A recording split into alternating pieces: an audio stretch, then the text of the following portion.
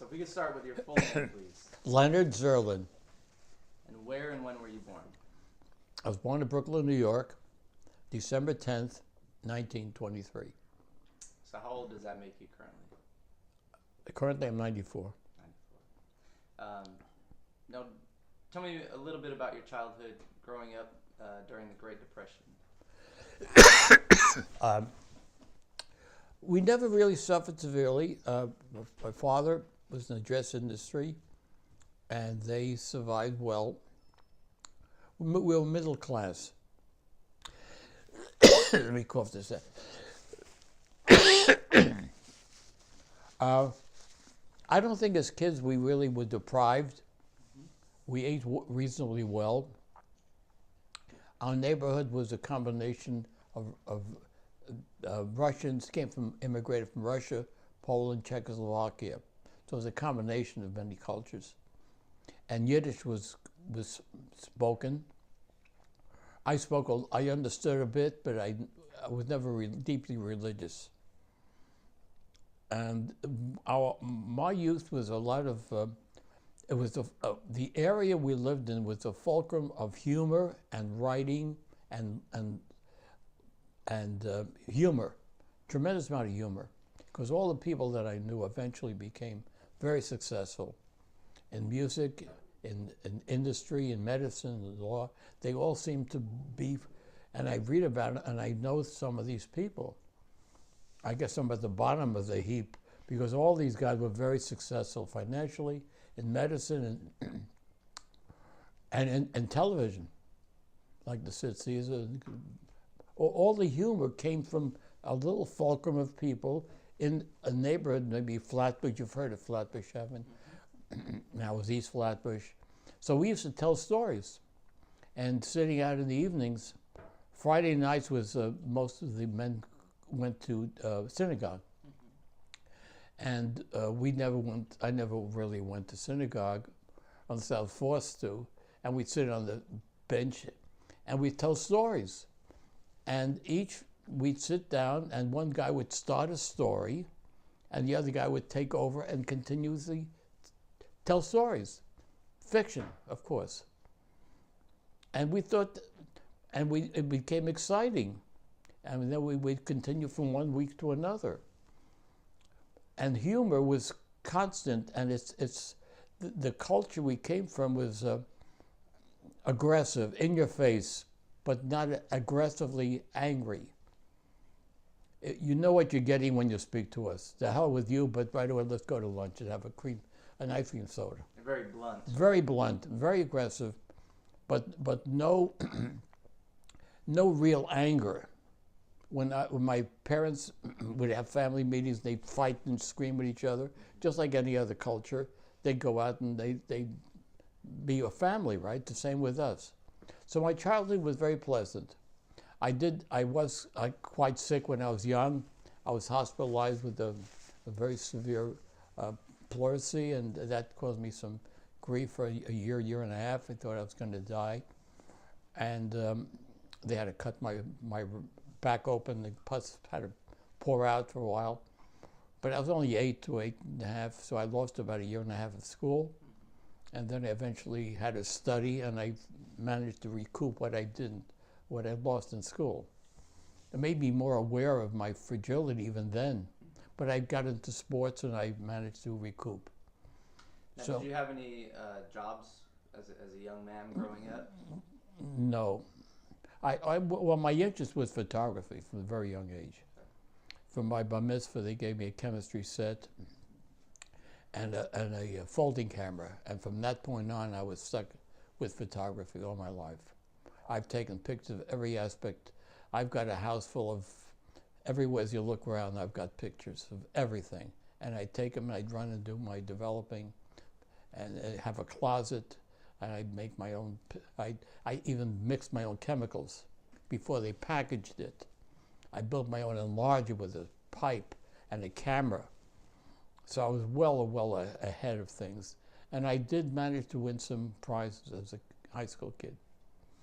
So that was my youth. I wouldn't think I was deprived. A lot of love and a lot of family. And appreciated the fact, and I'm more appreciative as they get older. So I can't complain of my childhood. It was fine. Zerlin resident. Now, did you graduate from high school? Yes. I graduated in January. I turned 18 3 days after Pearl Harbor. So. Now let's talk about that day real quick. Do you remember where you were and when you found out that Pearl Harbor had been attacked? Yeah, I was in Sunday. We were home. When it happened, I said to my folks, well, I'll tell you, going back to my childhood, okay? I'm forgetting this. My grandfather would read the Jewish newspaper, and this was 1938, 39, and they used to talk of what's happening in Germany. They were much more aware of what was happening, and I would sit on his knee while he'd read to me in Yiddish. So I picked up the Yiddish, and they were speaking of the German families that they knew from Europe that were removed from their homes. And he would tell me, I said, well, Grandpa, what's happening? He said, well, it's happening all over Europe, from even before the invasion of Poland in 1939. And I said, wow, and I got very interested in why, and I became interested in history, mainly because of the fact that I was learning about this madman in Germany. So you were aware of... I was very aware of it, even during my bar mitzvah, 1936. Hitler took over in 1933. So I became aware of it, not emotionally, but just knowledgeable. So history has always been one of my favorite subjects. And what about what was going on in China? China there was no knowledge of China or the Nanking or the rape of Nanking or the Japanese invading Manchuria. I was aware of it, but it was never really magnified in our schooling. Our schooling was very detailed, by the way. We learned a lot during the Depression years. This might be a waste of your time because most of the teachers were women, but we had, besides the studies we had to study a language. I studied French, which I was very competent with learning. But we had shop, electrical wiring, we had printing, we had music appreciation, we had every aspect of learning how to work with your hands, electrical wiring, to build things, to build circuits, understand radio, and stuff that were very instrumental in finding out what your interests are. I loved how to do sheet metal, and this was all part of the Depression. And then we had gym, we'd be in. So all these are things that we are lacking today, which is sad, very sad. And the fact is that you're responsible for your, if you made one statement that was the teacher didn't like, they're going to throw you to the principal. Well, my God, that's going to prison, because you can't go to the principal. So we're very respectful of authority. I relate it to today because there is no such thing.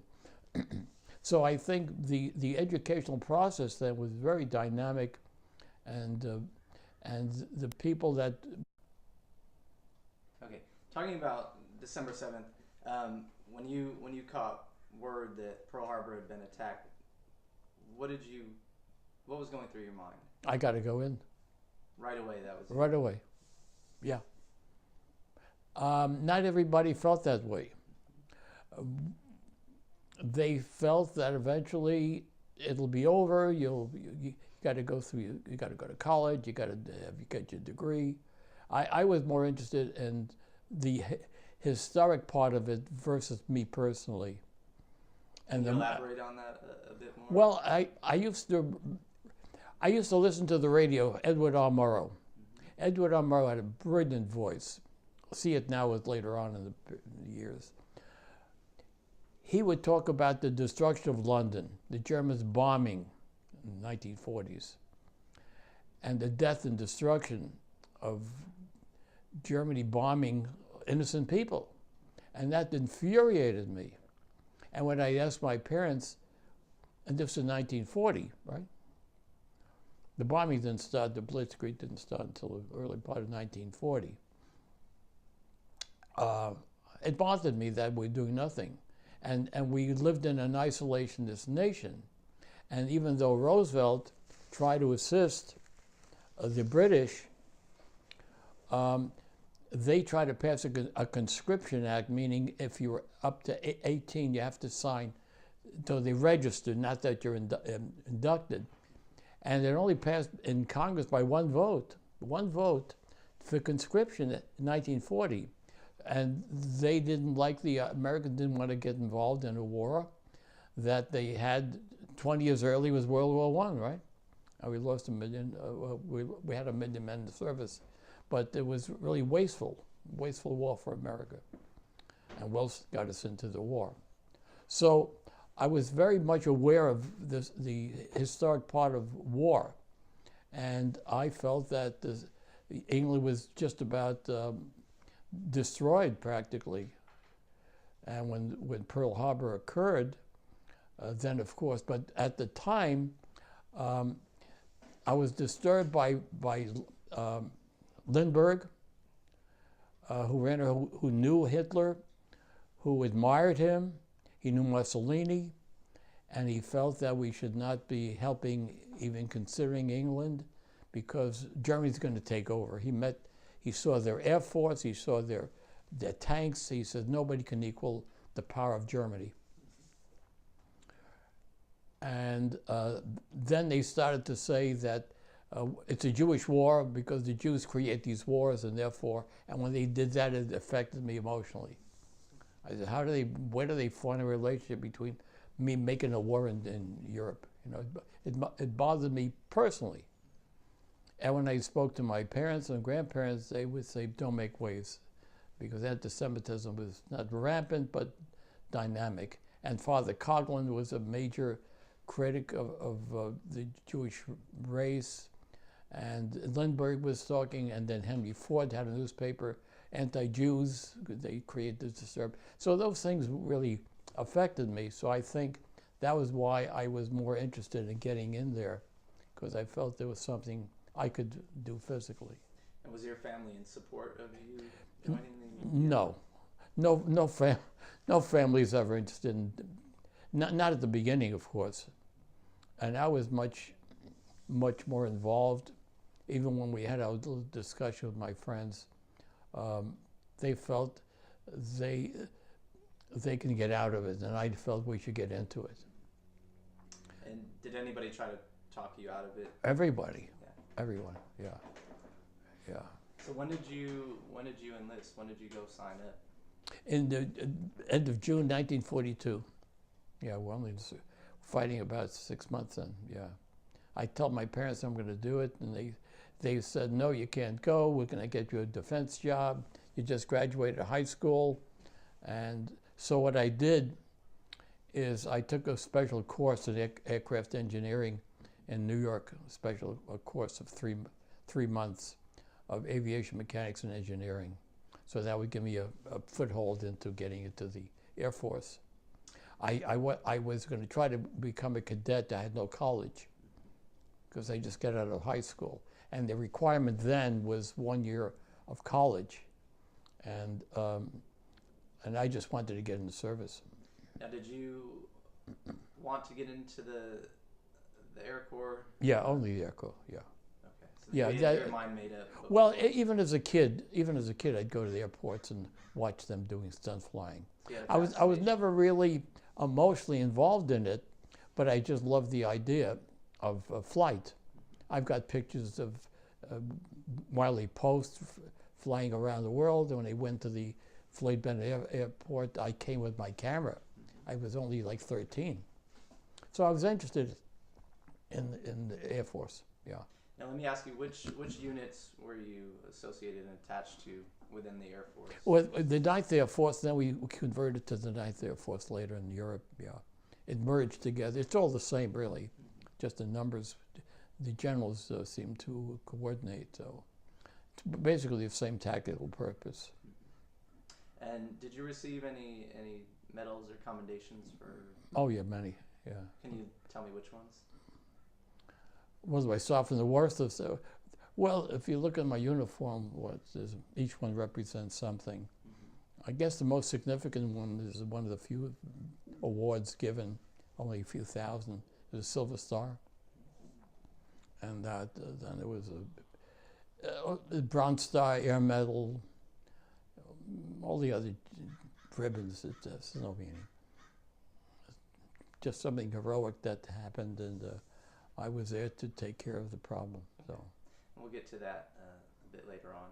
So the months after the attack on Pearl Harbor, leading up to your enlistment into the Air Force, you were working. Was there anything else going on? No, I was to get in. While I was studying for the 3.5 months, I went to New York to study, and then finally, I finally told my folks I'm going to be enlisting, and they said no, and I said I don't need your permission. I'm past 18. So I got a friend of mine, another one of my buddies, and convinced him we're going to go to Grand Central and enlist. And we went there to enlist, yeah. There was thousands of guys waiting in line. You couldn't go up. There must have been 1,000 guys waiting when I went there, yeah. And I was I was the perfect nominee. I was 5'9", 135 pounds, physically fine. So I was easily, but I was telling the story about my enlistment. Well, I was finally, you stripped to naked with other guys, and they check your eyes, they check in everything, and they pound you, and they look at your teeth, they ask if you like women, if you have boyfriends, things like that. And I said, no, I just wanted to get the hell in there.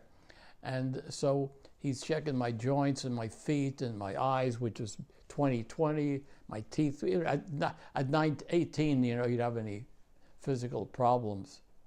And then he turns me around and he says, what's wrong with your back? And I had my big hole.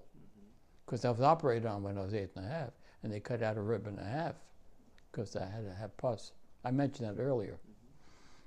He says, well, we can't accept you. He says, it could be a problem. Could be a problem. I said, I'm not going to submarines with this pressure.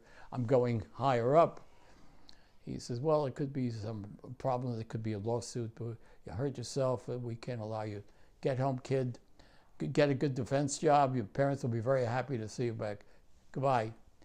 And I said, I've been trying to get in. I finally convinced my family I'm going to do it. And he says, I can't accept you. So I said, can I have another opinion? He says, well, so he says, Dr. Horowitz will come and tell this kid to get the hell out of here.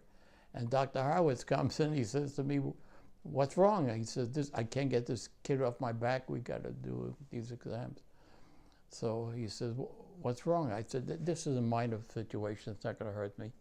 He said, why do you want to go in? I said, they're killing Jewish people. This was Dr. Horowitz.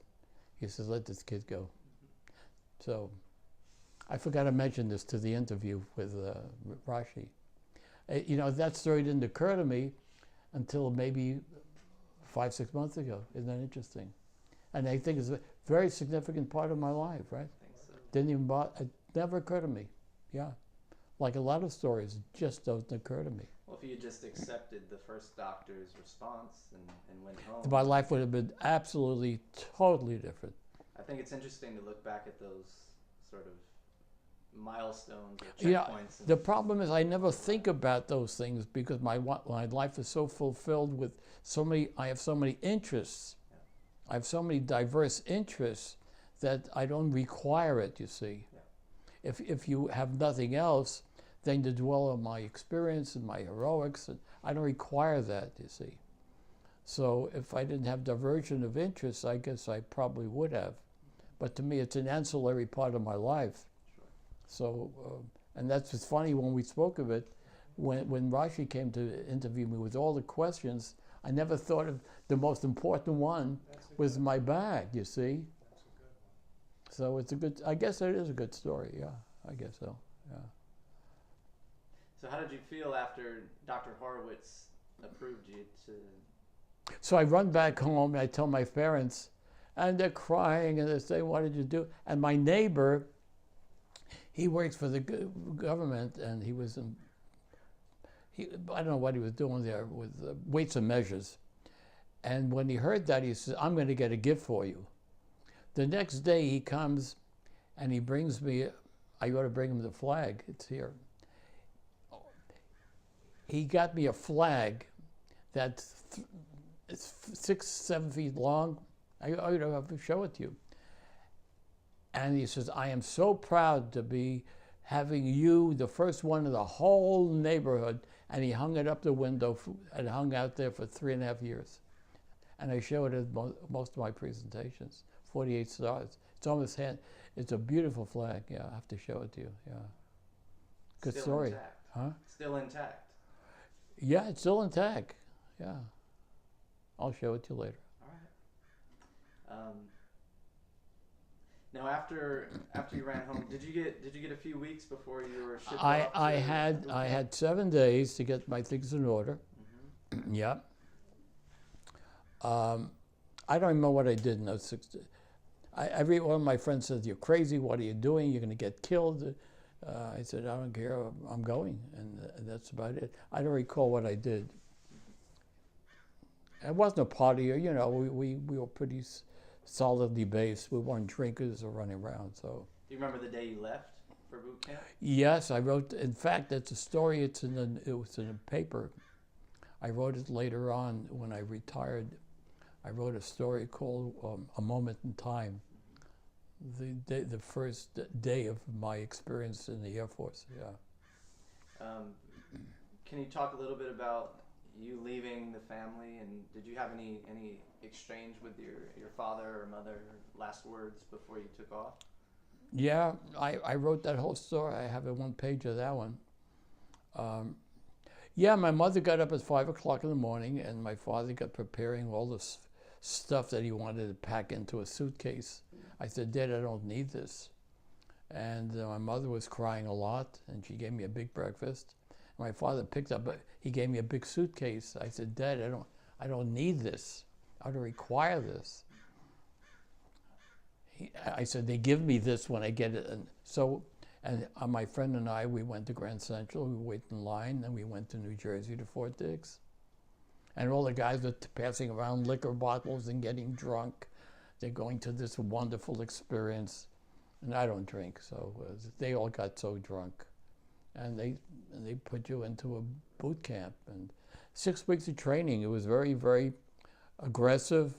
They make you want to hate everything you're doing. Wake you up at 3 o'clock in the morning and on your hands and knees and picking up cigarette butts and marching all day and all night.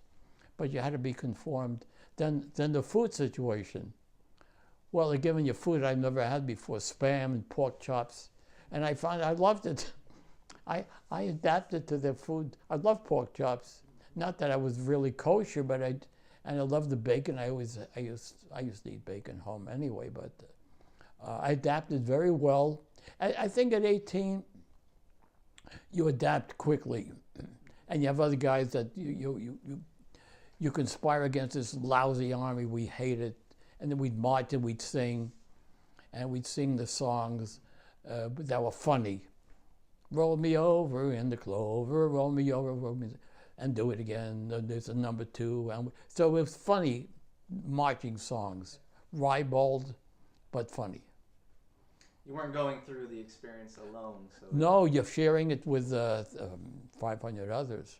So you have a camaraderie right away, you see. Did you become close with anybody? Well, yeah, sure. Up until recently, I'm very close with Tony Tafone, another Brooklyn guy. Yeah, he just died a couple of years ago. Most of my friends are gone. Yeah. But, yeah, when you have a bond like that, it's like Band of Brothers, you know. It's and it gets more...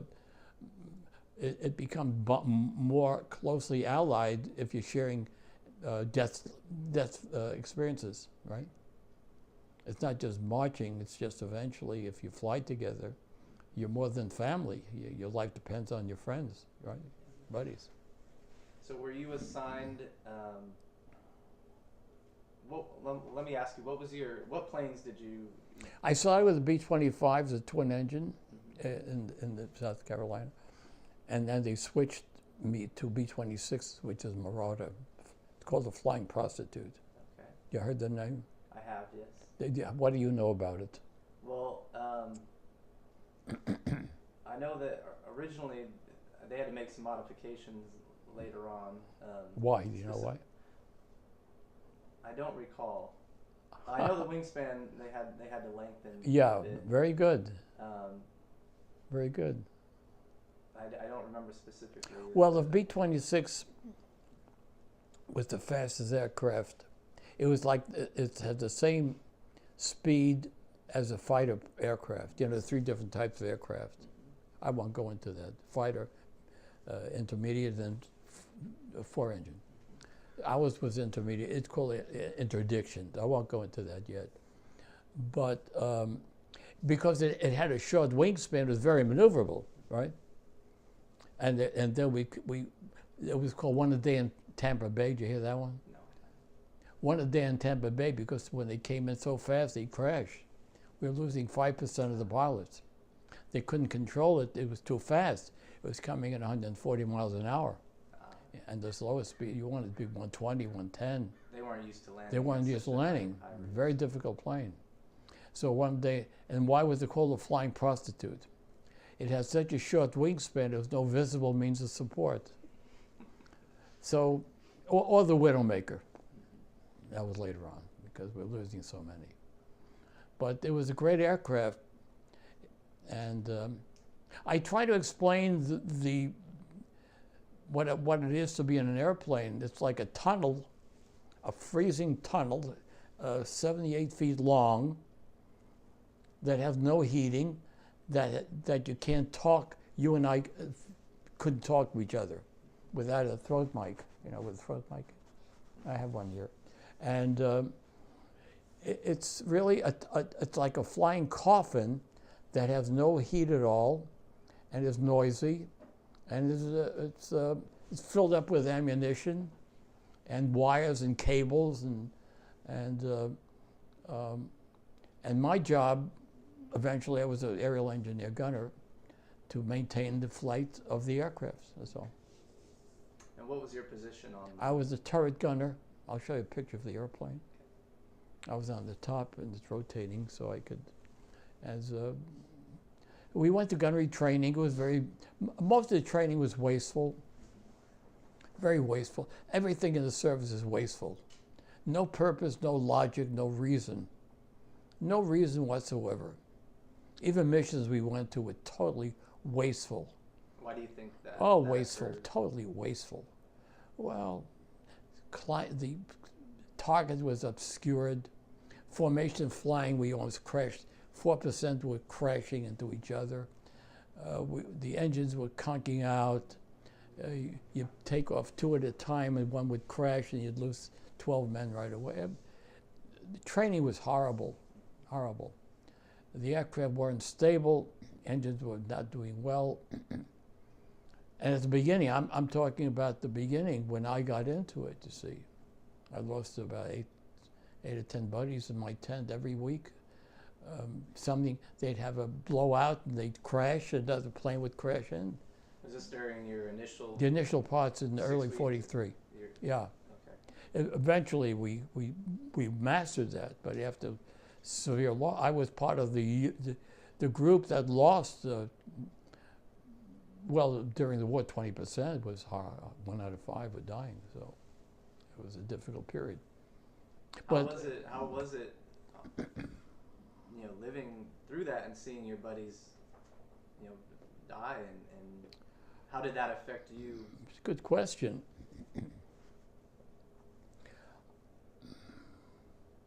I think at the beginning, I was very. I said, why did I do this? I said, because I'm really not in. We had a lot. Even when we went to England, we had to train. So you haven't even been in We haven't combat been in combat.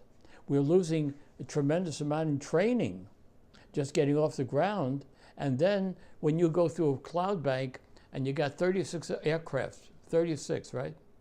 And you got to know where these guys are, and you are trained to fly 100 yards away from each other because you have to protect each other, right? Otherwise, each one is protecting each other's aircraft. You understand? So it's boxes of 4. You have boxes of 4. So would it be 100 yards between each airplane? Yeah, or 100 between each aircraft. Okay. So you've got, and that was a difficult thing. General Doolittle said, when we're not close enough because each one has to protect, and then Taylor and Charlie was the guy that got the worst of it because he had nobody protecting him. So the training period, we were losing about 8 to 10% just training, yeah. And we couldn't get formation flying. The weather was horrible. Engines were conking out. It was three months in England. Yeah. We got there early in April. In April of '43. Yeah, we got there early in the war. We were the first, and the B-24s and the B-17s was getting organized also. So 3 different branches of planes were getting organized. So we got there early. Yeah. So let me rewind a little bit. Yeah. When did you find out that you would be assigned to the European theater? Oh, before I didn't really. Well, we went on the boat called General John Pope as the first group, and we knew at the boat we were going to go to England. Okay. Is that where you wanted to end? Yeah, oh yes, definitely so. Okay. I didn't want to go to South Pacific, and plus the fact the B-25s that we were originally trained went to the. If I had gone with those, I would have gone to the South Pacific. But to me, Germany was my major focus. I had to be in Germany. I had to. Yeah.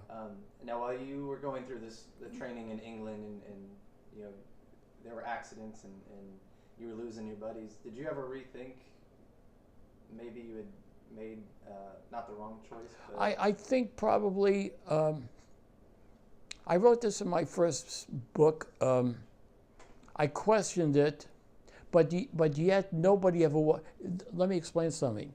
In the Air Force, if you on a flight, if you volunteer as either a pilot or a gunner, you volunteer. You are not forced to do that, right? Mm-hmm. So you could walk away from that position if you choose to. But I don't know if anybody has ever did.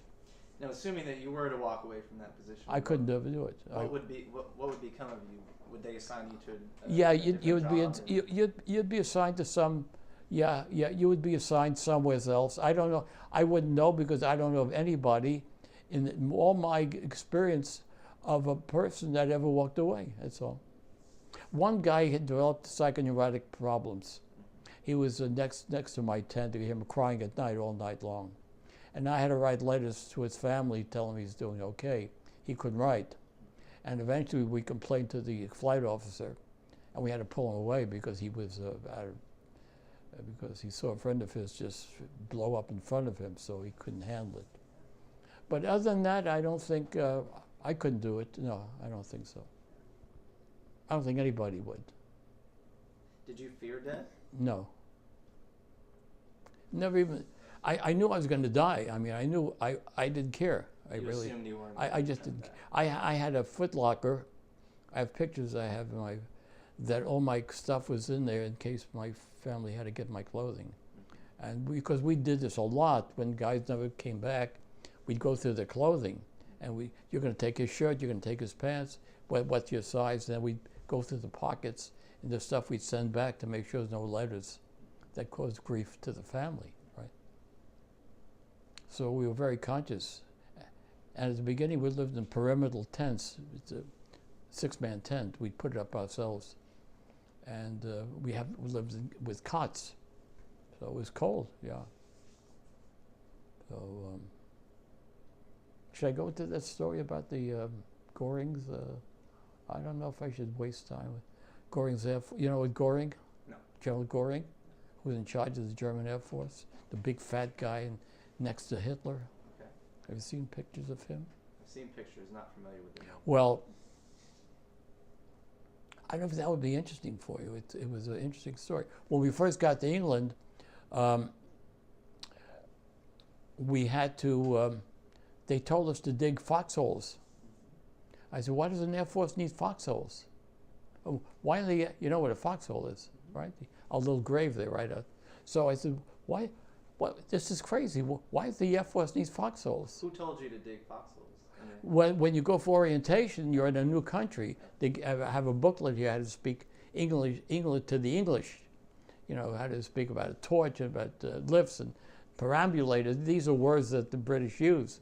So we were taught how to speak English. This is the mother tongue, right? So we were taught. Anyway, we go through orientation about, we're going to go through training, and oh, you can't do this, you can't play out too many English women, don't impregnate. And our chaplain was giving us films about VD, you know, and be careful, and you can't be, and we got to, with your ration, you get 4 condoms every month or so, but you got to be very careful. And this chaplain was, I got to know him. He was a great guy, and then once during training, we found out why he never, what happened to him. It seemed he developed VD. They shipped him out. They shipped him out. They shipped him out. We wrote this and we tried to put it in the paper. They wouldn't write in the Stars and Stripes. Here our chaplain was talking about films about Shankar and penises being inflamed, and he was shipped back to the States. Holy mac, that was the joke for the week. Anyway, so we had to dig foxholes, and I said, why? Well, we're going to go to orientation, you'll understand this. So what happened is the previous group that was there, we replaced, they found out that Goring was in charge of the German Air Force. You've seen pictures of him. He was in charge. If Hitler died, he would take over. And he's the one that stole all the paintings of all the people around he had invaded. He was a blustering, but he was a pilot during World War I. He was Hitler's aide. Anyway, we were only outside of maybe 30 miles from the Channel. Great sailings. We were closer to the Channel than any other Air Force. Any group, bombers don't require, we had to be closer, we had less distance to fly. We only had 400 miles, they would go 800 miles. So anyway, what he would do, we heard, is that they would bring 2 bombers over every night, that's where the night was clear, and drop APs, which is anti-personnel bombs, AP. And APs were either a couple of 100-pound bombs on the airstrip, and then APs were like little butterflies or rocks or fountain pens. If you hit it, it'd tear off, you'd explode. So they told you that you could not, you be very careful. So, and every so often they called it a Goring's moon when it was bright. 2 aircraft, the Henkel 111, would come and they would drop bombs and they keep us awake. We were just in training then, you see. And then, so we were told by the previous guys that, that if it's a Goring's moon, you better be careful because the 11 o'clock, 11:30, we're going to have to get to the foxhole because they're going to drop the APs. So we did it, and as soon as we got oriented and we had to dig, we got a trenching tool. It's like a little shovel. Have you seen it? It's a little shovel you wear on your belt. You open it up and you have to dig, and you dig a little grave there for yourself. So each one had our own gravesite. I mean, it's gravesite, foxhole, and with 100 yards outside the perimeter of the airstrip, right? And every so often we would say, hey, there's Goring's moon, we better not get undressed, keep on our flying gear. And every so often we hear the siren, the red alert, and we'd lie there for an hour and a half to 2 hours. And what they did is they had little jeeps, the American ingenuity, because if you walked out, you might be hitting one of the APs, right, blow off your toe. Or pick up a fountain pen, it would blow up. So they had a jeep with a snowplow. And the snowplow would go around the airstrip, and they put markers. and they pop, pop, pop, pop, pop, and they blow up so you'd be able to go to the latrine or to the mess hall or to your tent, right? So after the first month or two, we got used to it. Mm-hmm. But the problem is you'd be up all night because Goring would come over with just 2 airplanes. So we finally, eventually what we did the same thing to them, so they stopped. But at the beginning of our orientation, we were losing a lot of guys, and one guy never came back, Harry. He never showed up. I think he was prisoner of war. So one night, one of our friends was coming from the latrine. He went outside, and he said, "Hey boy, have you been outside?" I said, "No." He said, "It's Goring's Moon." I was ready to go for bed. I said, "Put on your flying gear and hang around until we hear the sirens." And then you can almost, then we hear maybe about 10:30, the sergeant comes in with a searchlight with another guy, and he says, "We got this new guy, Rick, here. He's going to take over the cut." And I said, "Who the hell is this kid?" So the sergeant left, and he says, "Are you this 1011? I said, "Yeah, who are you?" He said, "My name is Rick Rickenhauser." He says, "I don't know, I'm going to sack in. I'm tired. Had me an orderly all goddamn day, and you Yankees are really taking over sudden guys there." I said, "Holy crap." And he jumps in a cot, and he takes and he puts his coat over and goes to sleep. It's crazy. We don't even know who the hell the kid was. His name was Rick. And I said, "Crap, we ought to let him know that we might be having, it's a Goring's Moon." And sure enough, about 11 o'clock, we hear the sirens. And then you can hear the aircraft about 3 minutes away. A Heinkel engine is unsynchronized. You can hear the sound of it. So all the guys say, "Okay, guys, let's get the hell up. Take your little sandwich with you or whatever. And we'll be stuck for an hour and a half, 2 hours." So they all ran out. And I was the last one. He took the cot, and right next to me, I said, "Holy crap, this Rick, we better get him up." So I pull him, and he's half naked. He said, "What's going on? This initiation for me? Is this for me?" He had the activity. I said, "Come on, jerk, we get to your goddamn foxhole." He said, "What the hell's a foxhole? What's a foxhole?" I said, "Didn't they orderly tell you got to dig a goddamn fox?" He said, "Nobody don't. They don't like these 70-round shells." I said, "Well, you better get the hell out because we're going to be bombed pretty soon." So he scoots out. I said, and I said, "I got to get his coat. He's running around half naked." And sure enough, by that time, I can hear the concussions. And I go to my foxhole, and he's the only one there because everyone was taken. And he was 6'3", and he was like in the fetal, and I'm trying to pull him, and he wouldn't go. And by that time, the concussions were so bad that it knocked my wind out. So I kept running, and I was cussing and cussing and cussing. I said, "Holy crap!" And I'm lying there in that cold, wet, maybe half a mile away from the airstrip. And after I heard the all clear sound, we were lying there after he had pop, pop, pop from the snowplow, So I said, "Oh, and I get a hold of that kid. I'm going to put a fire under his cot. I'm going to get rid of him." So when I leave and we're all going back to my tent, I see a group around my area, and I run over and I see they're all around me. I said, "What the hell's going on?" It seemed one of the bombs, a 500-pounder, landed in my foxhole and destroyed him. That's a good story, huh? Wow. Yeah. That could have been you. Yeah. Had he not. Yeah, we didn't even find his dog tags. Yeah. That was a good awakening call for me, huh? How did that affect you? Oh, horribly. They grounded me for 3 days, yeah. Yeah. Yeah. I think it made me aware that, good Lord, why did he choose me? Why did this whole thing happen? We had to write a letter to the family. Couldn't say what happened. That was a very emotional part, yeah.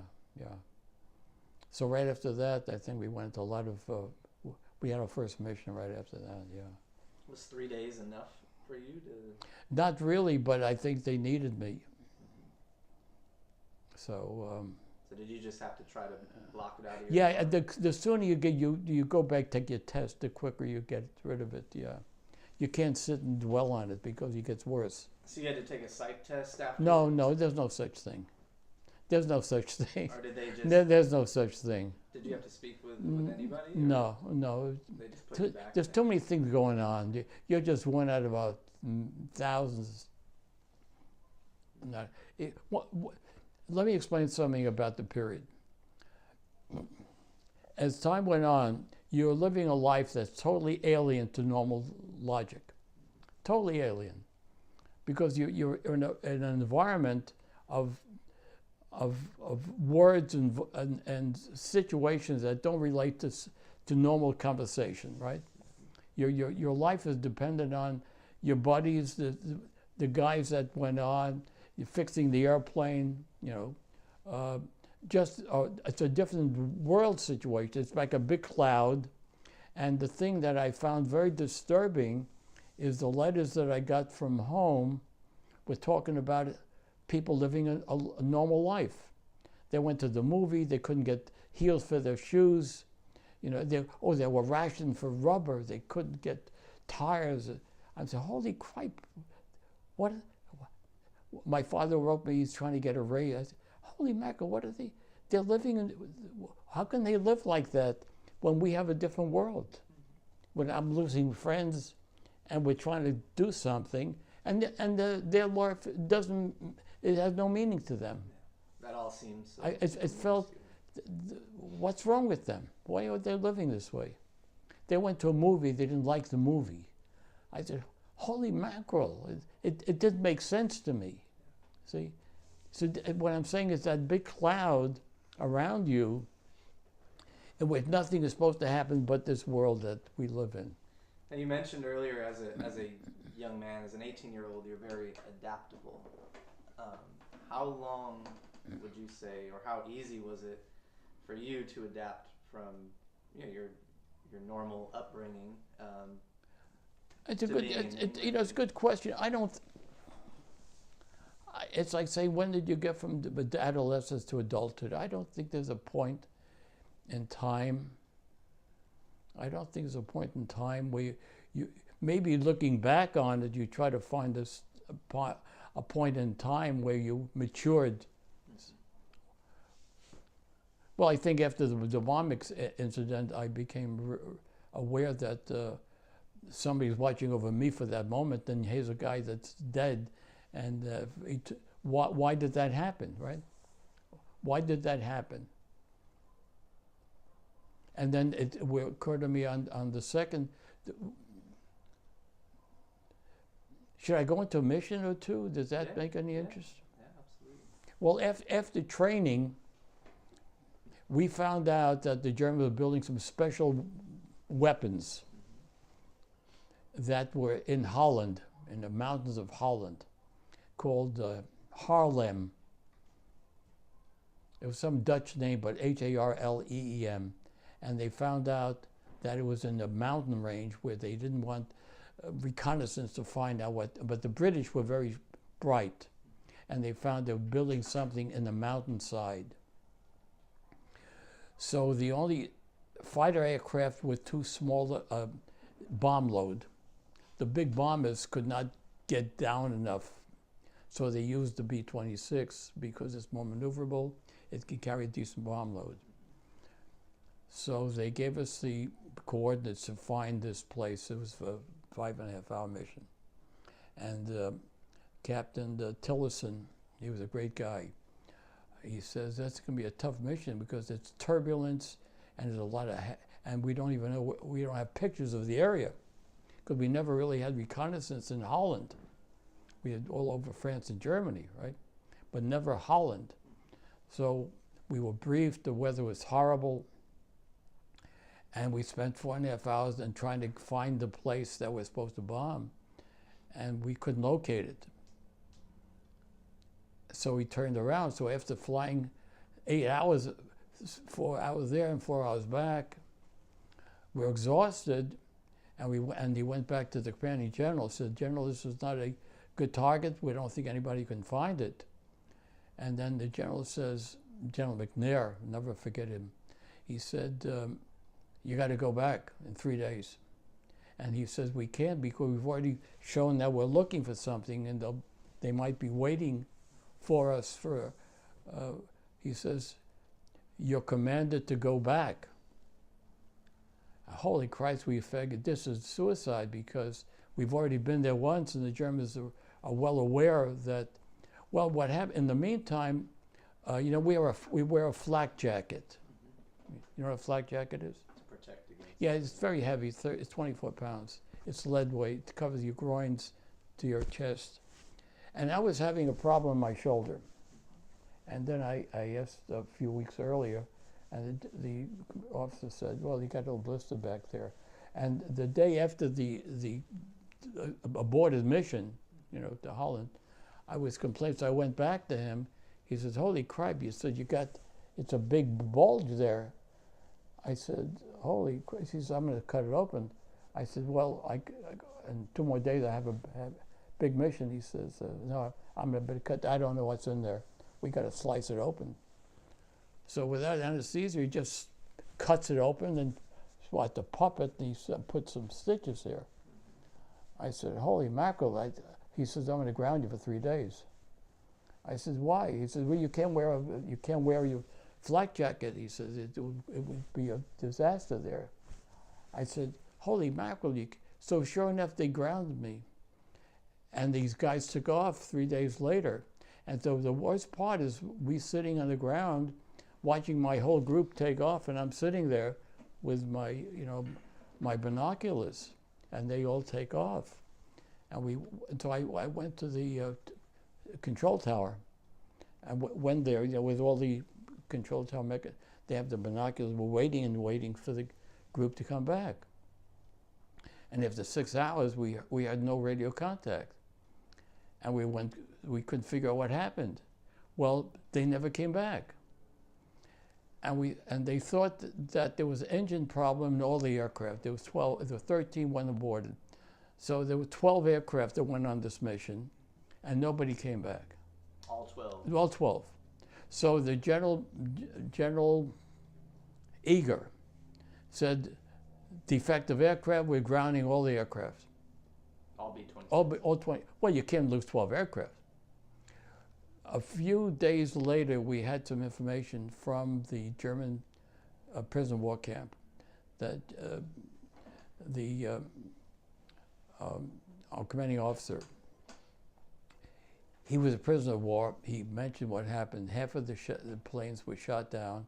The others crashed. And he was a prisoner of war. He mentioned the fact there wasn't an aircraft problem. It was strictly the Germans shot everyone down, or they crashed. And I was supposed to be on a mission.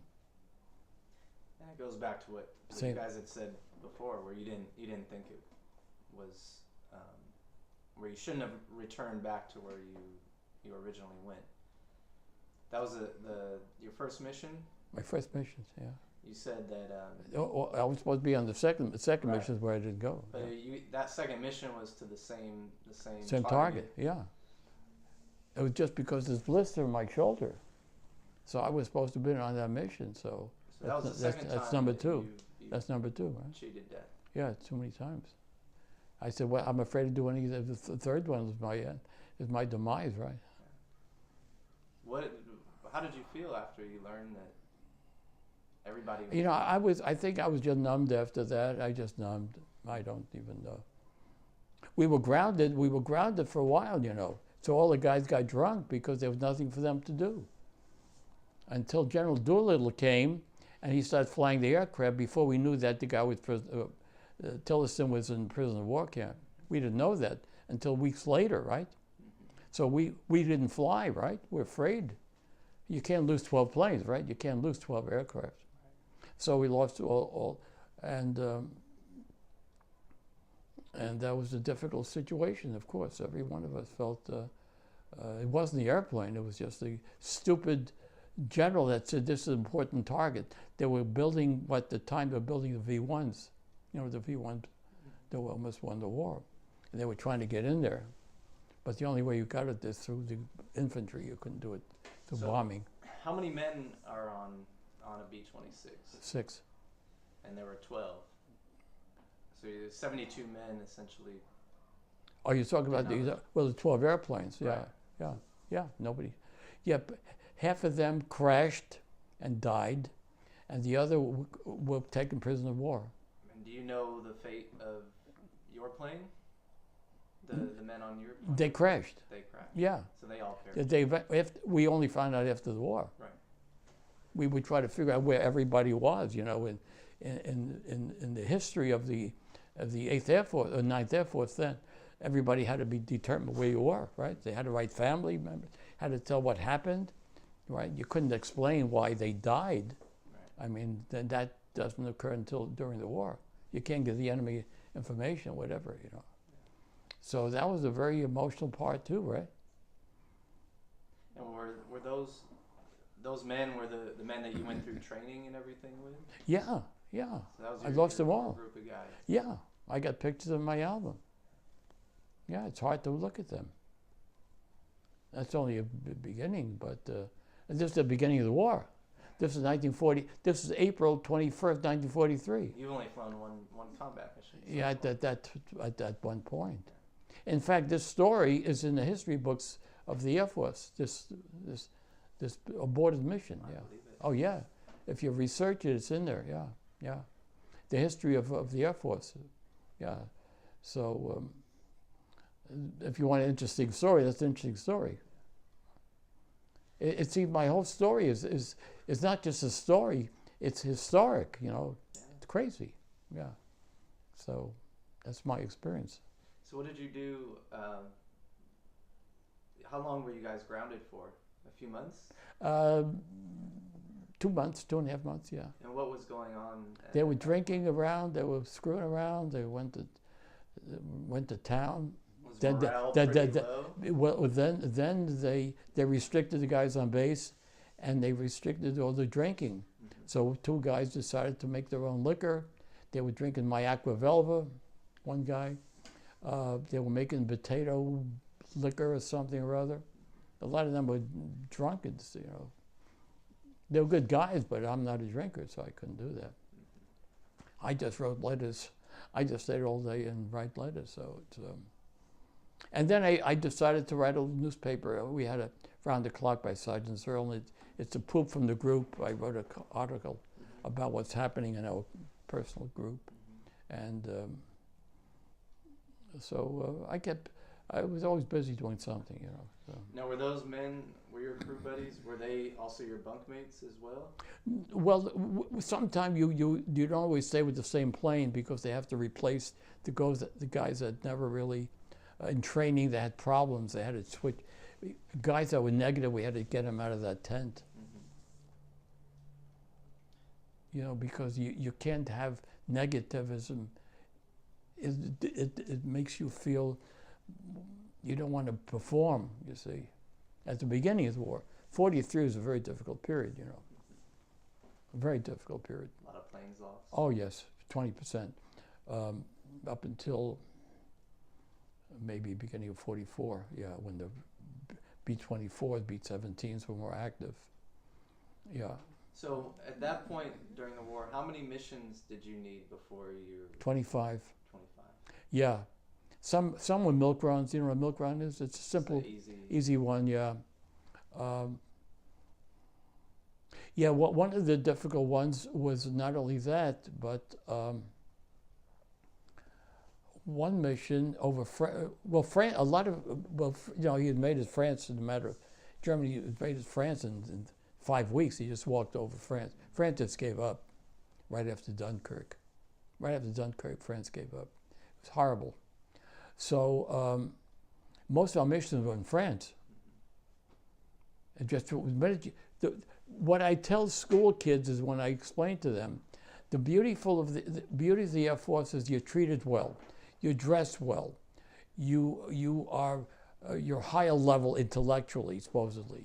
If you're flying, you'll wear these beautiful wings, and you have all the romance of the Air Force.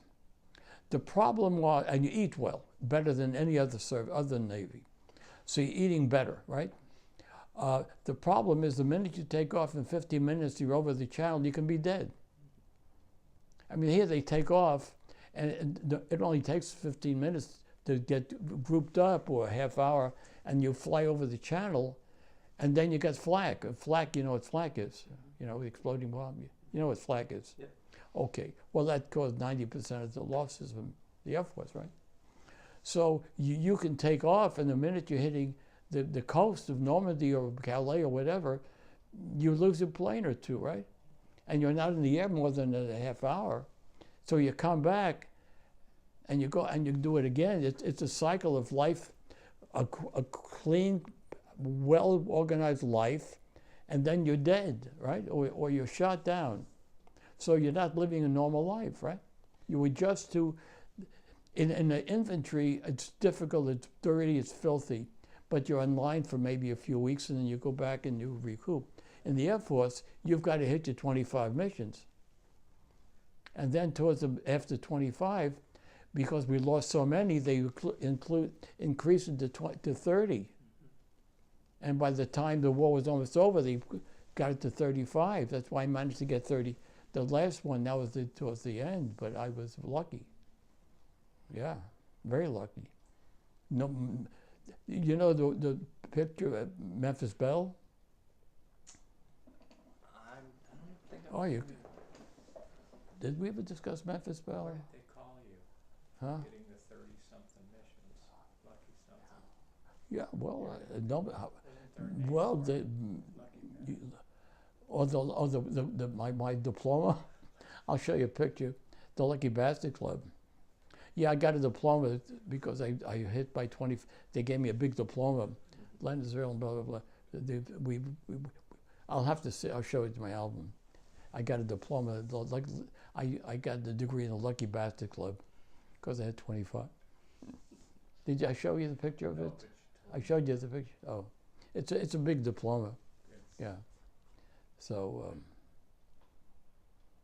tell me more stories.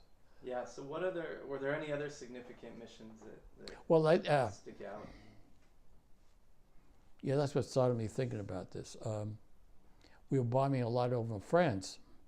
The problem is we're bombing innocent villages. Germans were stuck in St. Lo. It was hard. We had to bomb and bomb and bomb and strafe and shoot. A lot of innocent people were killed. You know, it's hard. So one mission, we didn't expect. We thought we destroyed a lot of part of the early parts of the French Normandy coast. We were trying to get Normandy coastline cleaned up, and we thought we did. And normally, when you fly over the channel, you check your guns, and then you prepare for onslaught of German. There weren't many German fighters later on. We destroyed a lot of them by strafing the airfields and the oil fields and then the munition farms. But maybe the 7th or 8th mission, yeah, maybe, yeah, whereby I wasn't expecting to have flak, and I didn't put on my flak jacket. And the flak jacket you keep down by your legs. And the next thing I know, one of the engines were on fire, and a smoke inside, and my buddy, the waist gunner, he was lying bleeding, and I fell down, and I was in a pool of blood, and I didn't put on my flak jacket. It came from nowhere. It was an area that we didn't know Germans were that dominant, outside of Paris, I think it was. And we were smoking, and we can fly one engine, and I thought I was shot because I was on the ground, and the blood was all over the plane, and this name was Vincent. He was a waist gunner, and he was lying there in blood, and I fell down, and I'm looking at my gloves, and they were bloody. I said, "Holy crap! Why am I down?" And and he was bleeding. And so I rolled over to him, and then I didn't need oxygen. We were only flying at 4,000 feet. And he was bleeding internally. And I opened him up, and his guts were pouring. Just some blast must have. And some flak hit my flak jacket, but But the interesting part is the fact the flak hit my leg, but I had my flak jacket. I should have been wearing it. Had I been wearing it, I would have destroyed my leg. And this guy is dying in front of me there. So why didn't I wear my flak jacket, right? Yeah. I had that piece I had at home. I know what happened to it. The piece of flak is just like a piece of charred, it's hot. It's metal, really. Mm-hmm. And it just chewed it into my flak jacket. But why didn't I wear it? I would have lost a leg or a toe or something. I didn't realize until we cleaned out the blood of the airplane. I had to hose it down. The guy died, Benson died. We had to wash down the airplane, So, was there any particular reason why you didn't have your jacket on? We didn't expect to have flak that early over France. And it was so heavy. It's heavy. It's it's 24 pounds. Yeah, today it's Kevlar. Then it was like lead, you see. And it's quite heavy, but it protects your groin and your chest, so you have to wear it. And also you have a parachute. You have to have a parachute near you all the time, because if you're hit, you got to strap it on you, right? Yeah. So did Vincent? Was he not wearing his flak jacket either? I don't remember. There was so much turmoil. There was so much blood on the. It had to be hosed down. I thought I took morphine to give him, and he was just gurgling. I just took my kit, we carry it in our pants leg, So I gave him morphine, but he was dying. It must have been very hard to witness. I don't know. I tell you, I don't recall. Did you guys turn back for oh yeah, well yeah, I had to. Yeah, we're flying one engine. Yeah, we shot up. You can fly one engine, but if you're only flying a half hour. I mean, from the Channel to Pad to Calais and then further inland, we didn't expect any kind of enemy resistance there at all. But the reconnaissance, they didn't show any flak guns in that area. So we normally put it on when we're getting over it. I should have been wearing it, absolutely. As soon as you test your guns, go over the Channel to see what's working, then you put on your flak jacket, right? But I didn't do it. So you ask him another story, right? Yeah. Well, there it is, huh? So can you talk to me a little bit about the flak when you guys are flying overhead and can you describe sort of the sights or sounds or smells, anything that? Well, the sense cordite when you shoot the purpose of B-26 is interdiction, meaning you fly a lower level and you prevent the Germans from gaining entry to the areas that the infantry will be attacking, right? How high are you? What 5 to 8,000 feet. Sometimes 10,000. We don't require oxygen. No, we have it. We require it, but we don't require it. But it's freezing cold, So it's that was basically. Yeah, we accounted flak as the 90% destructive. Flak is what destroyed most of the Air Force. Yeah, not fighters. There were some fighters, but flak is dominant. You know what flak is? It predetermined the elevation where it explodes, and they can tell you that they know where you're coming. They know by the contrail. You know what a contrail is? Yeah. So they know where you are. In fact, the Germans, when I listened on with my earphones, they knew where we were going. They knew where we were going to bomb. They knew the guys in my group. They knew the guys that were dating English girls. They played the music of World War II. And they say, hey, you guys, come on, your 4Fs are screwing up your American girls. Why don't you get home? And why is Harry screwing around with that prostitute in Piccadilly? I mean, good gods. So it was like Tokyo Rose. Yeah, same thing, Access Sally. And we loved it. We found it fascinating. They knew the names of the guys in my airplane. Because in England, everybody was I mean, it was easy to communicate with the Germans. They knew we went for briefing, and it was very top secret. They knew the target we were going to go to, so they were prepared. It's crazy. It was almost like a comic strip.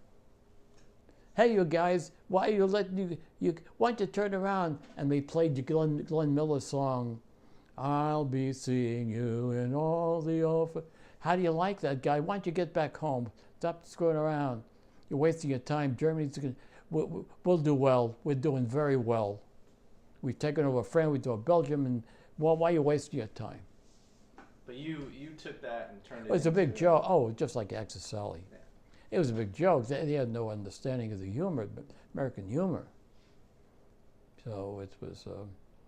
You had to laugh at everything, otherwise it's like a storybook. In retrospect, it's like a storybook. Yeah.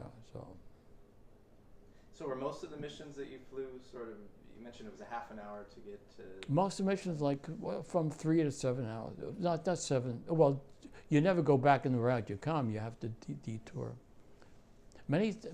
Some stories are quite interesting. A lot of guys, I was aerial engineer, they would say, why don't we find a place around Switzerland and maybe have some engine problem? Or Norway, Denmark, they're neutral.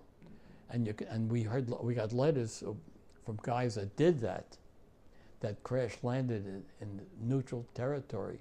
And they got flight pay, had all the women, they got all the chocolate from all the ice cream. They'd say, why are you wasting your time, guys? We're having a great time. And one guy'd say, hey, why don't you throw a little sand in the gas tank, Len? You know, you can twiddle the controls. I said, well, great temptation. But, you know, after the war, these guys were indicted. They found out every one of these guys were indicted. They found out when they checked the crewmates, they really didn't have they had enough gas. Yeah, every one of these guys were indicted. Yup.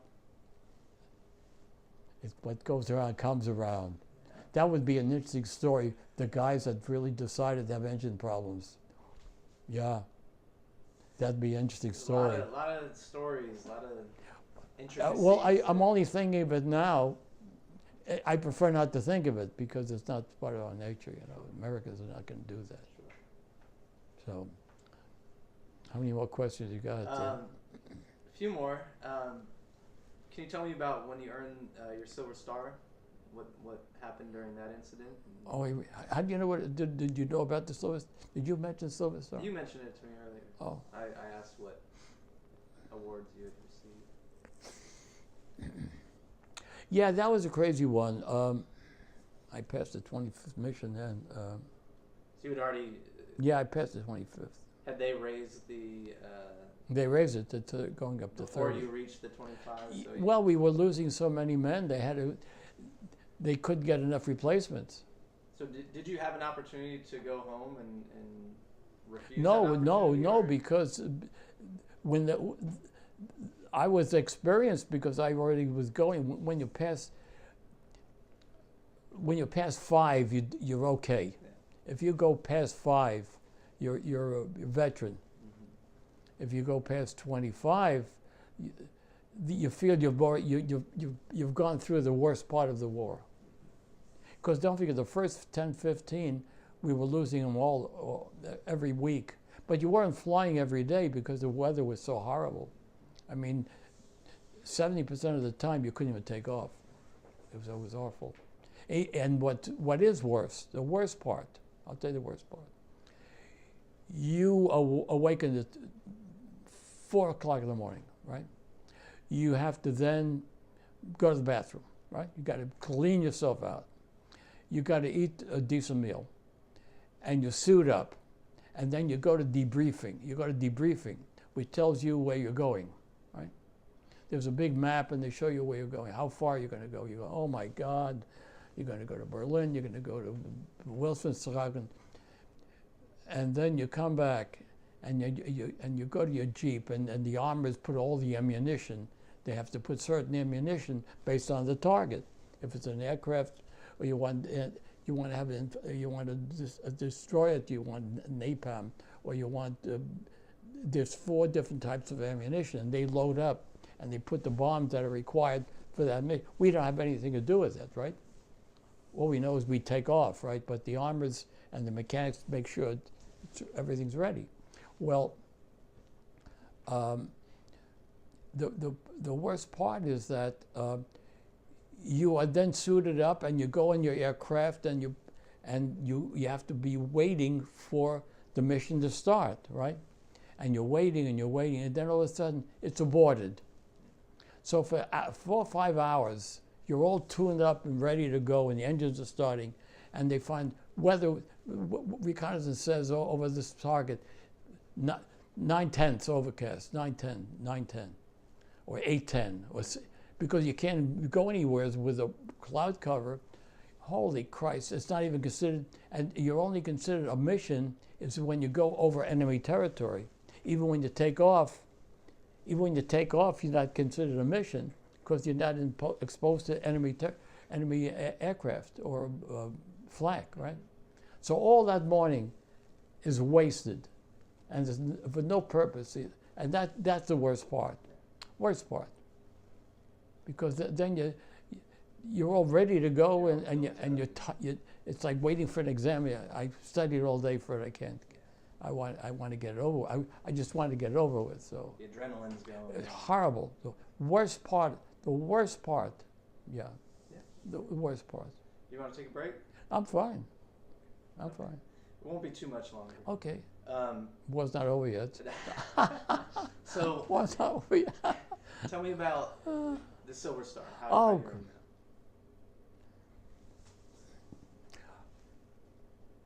We know what goes on in different parts of the Air Force. And occasionally, sometimes they have a hanging bomb. Hanging bomb is when a bomb hangs. And by activity with the aircraft, you can dislodge it, right? Because most of the aircraft carry 8 to 10 bombs. We carried 6. And my job is aircraft engineer, gunner. And I used to carry a toolbox, right? And I found many times, you know what a turnbuckle is? A turnbuckle is 2 wires that hold together, and you screw them to make them tighter, right? It's called a turnbuckle. Many times a screwdriver would go in to give it some torque, right? So you can pull the wires together. And many times I said, I need something more with more torque so I can get more leverage, you see. So I asked the crew chief if he would take a screwdriver and weld them together. And I'd carry that by my toolkit, by my gun station. Understand? But we didn't have a means of tying it. I tie it, but and the guys didn't like me carrying that because it rattled around all the time. Well, why am I telling you this part of it? Well, in one mission, we were over a target, we go through an IP. An IP is you travel for maybe 4 hours, and then you go to your target. An IP is you line up the target. The IP is the initial point where the bomb bay is open, and you then release. So the bombardier then is lying there, and he flies the aircraft. He takes over with so he's the bombardier, where he flies the aircraft for maybe a minute or 2. So he organizes the position and drops the bomb. You understand that? Mm-hmm. Well, and I'm the turret gunner right above the bomb bay. So when we open it, we go through the IP, and the bomb bay opens up. There's nothing there, but the bomb's hanging there, right? And then he says, "Bombs away," and he pulls the cable, and each bomb has an arming pin. So when you pull the cable, it arms the propeller at the end of a bomb, and they drop. It's a protection so you don't have an explosion within the airplane. So when he says through the earpiece, "Bombs away," and I'm saying, "Holy Christ!" The lower bomb did not release. because it's just two eye loops that open up. That's we understand that, right? So when he pulled the cable, all 5 bombs lit, but one of them didn't open, and the bomb is hanging down underneath the aircraft and the propeller's turning. So it's an armed bomb. And you can't fly with a bomb hanging low, right? And you're exposing yourself to enemy aircraft or whatever. If it's any aircraft, they'll come and shoot you right down. So they scream out, "Hey, Len, get your ass down here." I said, "Christ, how can I get down? It's hanging down." They said, "You're the smallest, you got to get down." So the only way is to hang down and release the coupling, you see. So you have to take off, and don't forget it's 30 degrees below zero. So I had to take off my flight jacket, my parachute, take off my heated glove. It's all heated, you know. You're plugged in like a heating blanket. So they hung me down with my feet, and I cannot reach the goddamn coupling. So I scream out to one of the guys to get my goddamn screwdriver. I was screaming, they couldn't hear me because I couldn't reach it with what I had. And I reached down and I uncoupled the bomb. And then it dropped and they were able to get the hell out of there. And it was just because it happened to other aircraft a month before. One of the guys told me the story. So we dropped the bomb and we went back and we went to, and after we went back to report the bombing mission, everybody has to do this. So one of the guys said, "Yeah, we did this, we saw this, the bombs went on target, and we're ready to get through." One guy says, "Yeah, Len saved our ass today, he got rid of the goddamn bomb." So they said, "What happened?" I said, "Oh shit, we just released a goddamn bomb." He says, "Wow." I said, "It was not, I thought we'd be dead if we didn't release the bomb." You thought it was no big deal because it was part of, my hands were almost frozen. I mean, they had to treat my fingers. The officer looked it over and he says, "It's pretty swollen." Anyway, so they grounded me for 2 days. Anyway, so then about a month later, I heard there's going to be some sort of decoration. And sure enough, they said they're going to give me an award for what? And they gave me a Silver Star. So everybody was saying, "Well, you're a big shot now, Len." And the only thing it did is at time of discharge, it gave me 3 months advance, so I got more extra points on my discharge. So that was my big event. So the kids would say, "Wow, you're a big shot, Len. We don't know if we can deal with you anymore. You got a Silver Star. You're only 3,000 in the whole world, blah, blah, blah." So let me ask you this. How far below the belly of the plane was the bomb hanging? Like 3 feet. So it was hanging down. So it was, no, because it's 500 pounds. It was a big bomb. So your other crew members had to hold you from. Yeah, from your well, feet. two guys. Yeah, but you know, you don't have a floorboard. You have a catwalk. Mm-hmm. So they had to hold my 2 feet down and hang me down. So the whole thing was maybe 2 minutes, not even 2 minutes. Mm-hmm.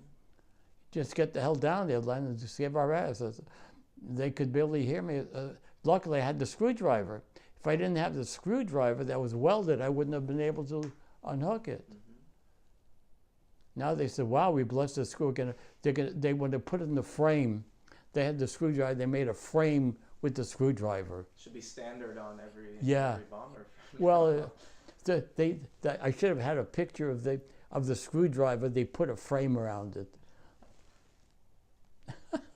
Len screwed us. They put Len screwed us. The big sign, Len screwed us. Big sign, 2 foot, almost 2.5 foot. So you didn't have any rope or anything? No, you can't. You know, it's almost like I'm watching a film. Sounds like you're. It's like a good story. It's a good story. Yeah. They tell me, "Oh, you'll have a good story to tell your grandkids." I said, "Bullshit! I don't want to think about it. It's an old story." And you're 8,000 feet. But we were a little lower than that, about 5. Yeah, That's about 5. high enough. Yeah. Well, you can't bomb a bullet lower than 3,000. So yeah. So that's the mark on the first one there, the red, white, blue. That's a very, and the other ones here, this one here is the President Unit Citation with Oakley clusters, and I don't even know why we got that, because of something we did. So they give us, it gives us extra points. Talk to me about the RAF. Oh patch on Christ, that one. That's a story. That you're not going to believe. You and I spoke of this. If you were to make up a story, you say, what an imagination. Well, the British had their airstrips, and we had our airstrips. They flew a Lancaster. Better aircraft than we have, no question. Bigger aircraft, longer distance, bigger bomb load. They were fighting for years before we even got into the war. Once, maybe before D-Day, before D-Day, a Lancaster had to make an emergency landing. Their field was hot, so they made an emergency landing on our airstrip. Beautiful aircraft. We worked on their plane for like 3 days to try to get it going. We finally worked on their engine, got it working. The problem is they did not have internal starter mechanism. They had an external battery that they plug in to give it power, just like a jumper for your car. But they had an opening where they have a cart and they plug in the external power supply, right? Well, we didn't have a means of them starting the aircraft. You can't tow it. What are you going to do with it? So they said that they have an emergency inertia starter. An inertia starter is like a crank, so they have a massive engine, bigger than ours, and the wheels were like 4 feet, maybe 4.5 feet. It's a big aircraft, and they have an axle. So they were not officers, there were sergeants that flew the aircraft. They said, well, if one of you guys can help us, we have an inertia starter. And you have to jump underneath the engine, and you pull down this big arm with a handle, and you crank it until you build up enough speed so it builds up energy for them to start the aircraft. So they all said, hey, Len, why don't you get up there and do it? I said, you guys are bigger, but they forced me to. I said, well, I'll do it, but somebody stand out there with a fire extinguisher, because if it ever kicks over, it flames out, you know, the exhaust generally flame out.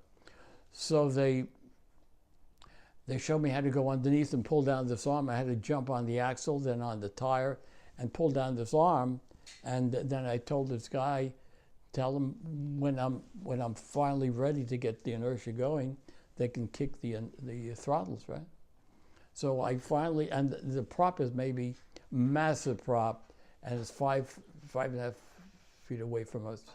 So I got underneath there, and I can barely get it started. About 3 minutes to get inertia, you understand that?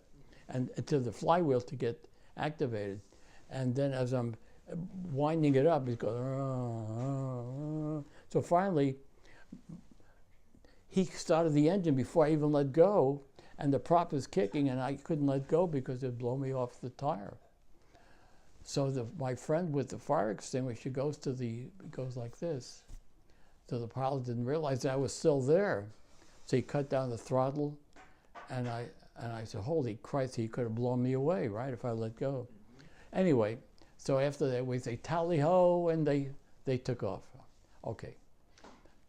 The story was, a few months later, we had engine problem. We were shot up. We couldn't get to our airstrip. So we made a forced landing in an airstrip, I don't remember the name of it, Bassington. And we had not belly in, but had a real problem landing. And sure enough, who comes out? But some of the guys that we helped, that recognized us. Hey, Yank, don't we know you from blah, blah? I said, holy crap, are you the lady, the British? Yeah, holy crap. We're the ones that helped you you're the one that cranked the other one? I said, so they kept us there until they were working on our aircraft. And they finally fixed up, and they gave us all their booze, and they gave us their meals, and so they gave three of us the RAF wings. They knighted us. They said, you're an American flyer with the RAF.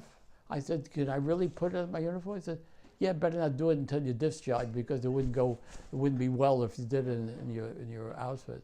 So when I got discharged, I pinned it on my jacket. That's been there since then.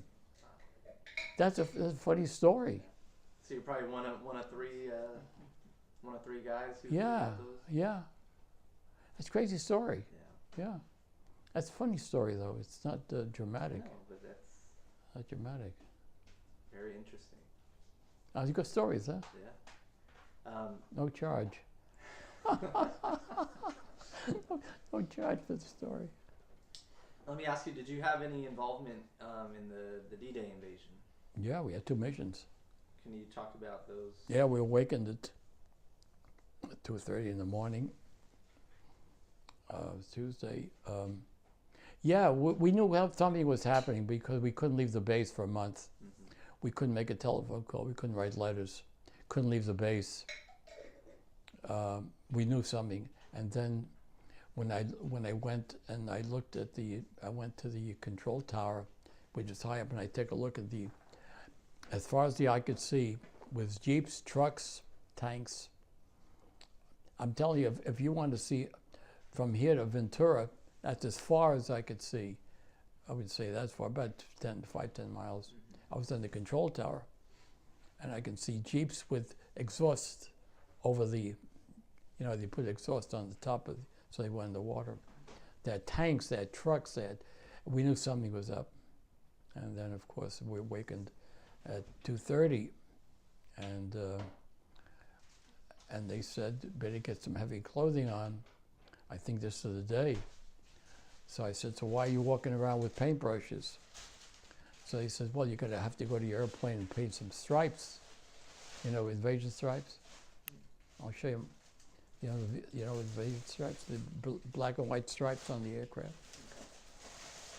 And the crew chiefs masked 18 inches apart. They gave me a whitewash, so I painted the wings to show. And I'll show you the aircraft. It's any aircraft during D-Day was striped. Everything flying. And what was the significance of I guess friendly fire. Yeah, it was on. We left it on for about a month, probably. So anything you see flying with black and white stripes was D-Day. Yeah, we eventually had. So we flew. We took off at 6:30, and then we flew. We strafed the beaches. Not to strafe the beaches, we had an interdiction, meaning we had to go inland to prevent the Germans from approaching. Because Utah Beach and Omaha Beach, they were very highly defended. Omaha Beach was highly defended. Utah Beach was okay. So we strafed as far as we could. We ran out of ammunition, came back, ate, went to the bathroom, and went back again in the 2:30, yeah. So we strafed everything we could. We burned up our barrels. You can't shoot a machine gun more than 2-3 seconds, because it burns up the barrel. Yeah, it burns up. So it's called short bursts. You just shoot as far as you can. That's about it. So was this the day prior to the infantry landing on the beach, or was this the same? It was coordinated at the same time. Yeah. So we kept doing it. And then St. Lo, I wrote St. Lo. Then the Bocage, what Bocage is. That goes into another story. That's the infantry problem. Yeah. Yeah, we were stuck there for a long time because we expected the invasion to take over. And in 10 days, so we were there for a month and a half. Then we were one of the first airstrips to go to St. Mary Lee. That's where I was. That's another long story, very long story, where I met the French people. They're friends of mine. I know the family, I know the women I dated. Long story. Fast forwarding to the end of the war, when did you learn that the war in Europe had ended? I'll tell you, I remember when Roosevelt died, April 12th, yeah. When Roosevelt died April 12th, we were in Germany, and that was a very difficult period for me. He was our father, you know, and we knew the war was going to be over. The worst part of the war, I think, was the Battle of the Bulge, because we were near the Battle of the Bulge. Are you familiar with the Battle of the Bulge? Yes, sir. What do you know about it? Well, I know that was sort of Germany's last-ditch effort to retake what they had lost in Europe, and they had broken through the American lines and sort of created that bulge of men. I know it was a really cold winter. Boy, it was cold. Do you have any men we lost? I do not. 20,000 men. 20,000 and 10,000 prisons in a matter of less than 6 weeks. The first 2 weeks, they just destroyed every part of Belgium. I was over there 70 miles away. I heard the explosions. We couldn't fly. We couldn't fly because the weather was so bad. It was freezing, the most freezing weather I could ever experience. Our tents, you could not stay warm because we were burning chairs and wood, and we couldn't have. There was no way to burn anything. It was freezing. Yeah, it was the coldest winter in history, I think, of Germany. Yeah. That's what I hear. Oh, it was horrible. You couldn't go to the bathroom because it was all outdoor. If you sat on the seat, you'd stick your behind. We used to keep water on the potbelly stove, so we'd pour on, so you wouldn't get stuck onto the wood. Mm-hmm. Because it was ice.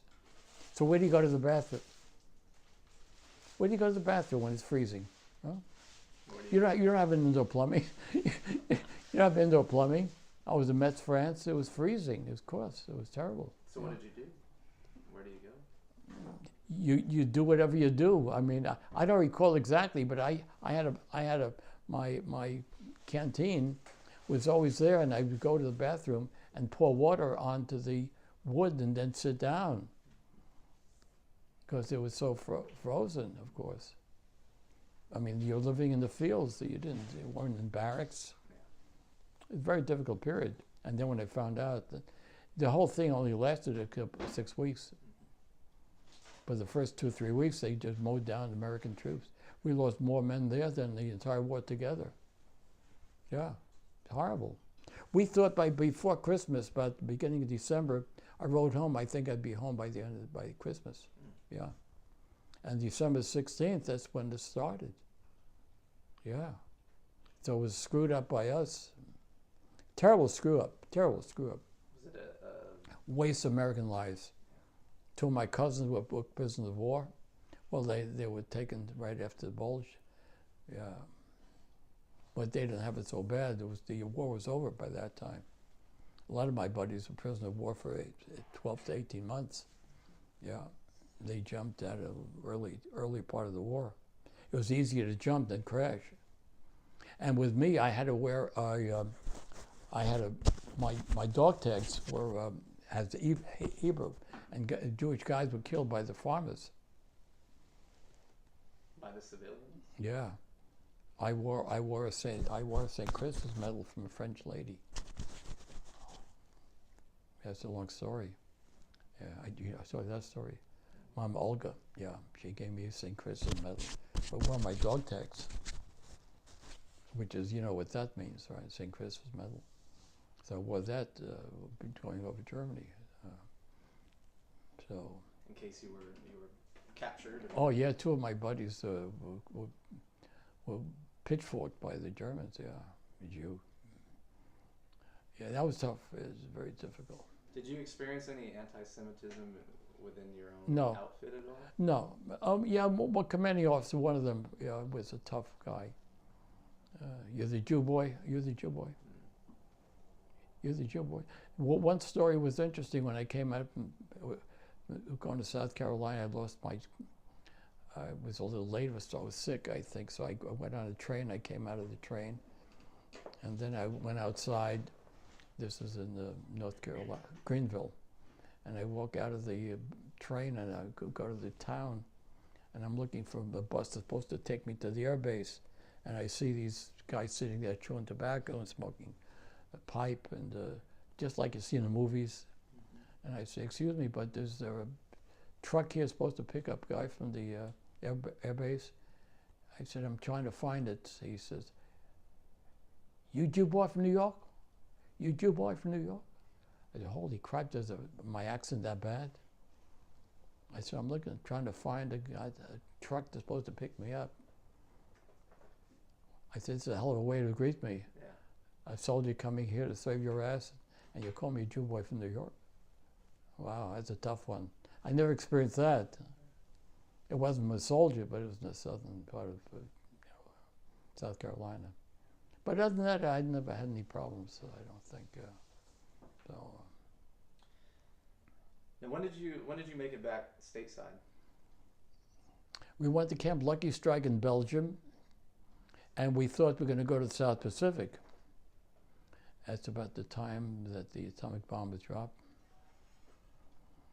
And they were going to give us 30 days leave and then go to the South Pacific. And they were going to give me a higher rank or put me as the first Louis or second Louis. And if you wanted they would give you a higher rating if you were going to go. And then I was shipped out. There's a picture of me in my album being from Camp Lucky Strike. That's the place where you deportation back to the States. And I went back to Camp Dix, and I was discharged November 11th, 45, which was exactly the date of Armistice Day. It's my birthday. November 11th? Not 1945, but yeah. What year were you born? 86. Oh, 86. Yeah. And a year later, at that date, I was already engaged to get married. November 11th. Very important date. Yeah. Interesting date, yeah. So how did you feel after returning back home? Detached, totally alien. Couldn't adjust. I couldn't adjust. I took my $350 mustering out pay and flew to Oregon to be best man at my friend's wedding. Yeah, I couldn't adjust. It was hard. Took me maybe a few months, I think. Yeah, I couldn't focus, I should say. Yeah. Did you just kind of take some time for yourself? Yeah, I couldn't figure out who I was, where I was going, what I wanted to do. I didn't know. But I think all the guys that I knew from discharge to 47, 48, all got married. So thankful to be out of the service. Was it tough to find a purpose afterwards? Yeah, I found it difficult. I went to go to school. I think being married and have a child makes you more, then you form a life. But there was no place to live either. There was no housing. Had to live with your in-laws. That was tough. So the first year was always difficult. But I think we adjusted. That was the generation we came from, you know, thankful to be home, to live a normal life. Don't forget, I was in the service 3.5 years, a long time. I was overseas over 2 years. What was it like seeing your folks for the first time? The what? Your parents? What was it? What was it like to see your parents again Oh, after returning home? it was strange because I couldn't adjust to civilian life. It's a different life. I never had nightmares though. I don't remember any of that. I don't think so. How long were you married for? What do you mean? How long were you married for? I mean, till my wife passed away? Correct. 62 years. Do you have any advice for a long-lasting marriage? I think I have my grandkids, and I tell them it's strictly a question of understanding and being able to conciliatory. I think. I don't think the words have any meaning to anyone anyway. I don't think advice has any meaning at all. I don't think it changes anybody's life. if you ask me how to go about life, I don't know if there's an answer. I think you got to go through your own life's experience. Yeah, it just offers a perspective. The perspective is actually understanding. I think being resilient. I think in my case, I think it's resiliency that I'm thankful to be where I am. But my life is different than most people, right? Mm-hmm. I'm just thankful to be alive, because nothing frightens me. I mean, there's nothing that can frighten me. Because when I came out here from nowhere, I didn't know where I was going. I came with my kids. I didn't know where I was going. And so what was I being frightened of? I'm alive. If I have no money in the pocket, so what? You know, it's nothing of any value other than a person that's sick and that's dying. That's a problem when you have a disaster and you got to take care of somebody that's not well. So, and I'm thankful to be able to function, create a family, and make sure that their lives are stable. Now, how important do you think it is for my generation and future generations to know about the history that you yourself lived through, and how important is it to pay that information? It's important, but the learning curve doesn't come from advice. Don't forget, each generation learns their own experience. Today, the kids have no knowledge of any part of history, or knowledge of the world around them. Their lives is technology. It's strictly technological advancement. And the me generation, I don't think it's not their fault, because it's the way that the world is going. It's all over the world. It's not only America. And my despair of what I see doesn't change anybody, all right? My reality is not transferred to you, or you're a sensible young fellow, and I admire you for what you're doing. I think you're a special person. But you won't find guys of your age that do what you do. You're a special person. Absolutely. I appreciate that. And if I'm willing to do this, if it benefits you, I get great pleasure, as long as it takes. I think what you're doing is wonderful. And I don't personally feel that it's going to make any changes in the reality of other people. They have to go through, you got to walk in the shoes of the fishermen, right?